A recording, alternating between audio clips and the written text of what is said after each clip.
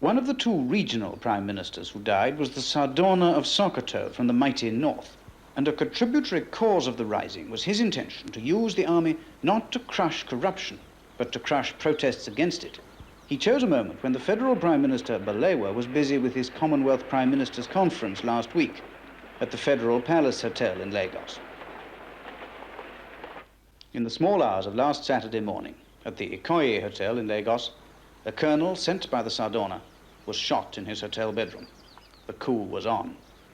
Prime Minister Balewa was taken before dawn from his house beside the lagoon.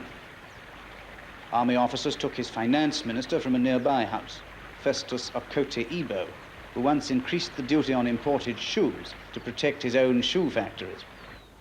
The Lagos Museum was briefly the headquarters of the revolt. Already, as it turns out, it was more than a revolt. It was an organized takeover. Word went to Ibadan, capital of the western region, where the regional Prime Minister Akintola was shot with his wife in another bedroom fight. Kaduna, the northern capital, fell into the hands of a Major Nzegbu, who seemed to be a rebel. But when the army chiefs discarded the fiction that they were simply protecting the existing government, he was received into the fold. In Lagos, from all one gathers, the coup is cheerfully accepted, and the Sardona and Akintola are unlamented. Even Balewa's departure from office is likely to be more wept in London than in Lagos. As early as Sunday, the day after the coup, people pursued their ordinary diversions as if they still lived under one of the most stable governments in Africa. No one seemed distressed or puzzled. Perhaps they were right not to be. Perhaps it's all very simple. Gabriel Fagburi, a Lagos journalist, gave me his view of the takeover's real causes. From my own point of view, corruption, nepotism on the part of politicians of all parties, and the danger of internal strife in Nigeria swept the army into power.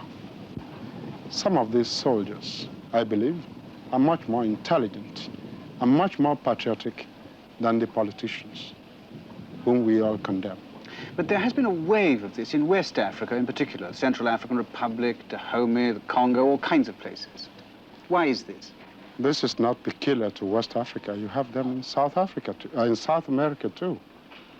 I mean, there had been coup in Asia, in Sudan, and also in Pakistan and Middle East. No special reason then here in Africa? Well, I can see no special reason, but there is something I say in this. Young elements in Africa are in a hurry as much as the continent. Most of these African countries are being ruled by men who belong to the old brigade, who are corrupt and who accept nepotism, corruption, injustice, greed, avarice as virtues. And some of us, I'm not a member of the army, mind you, but some progressive elements believe that this is not the age for corruption.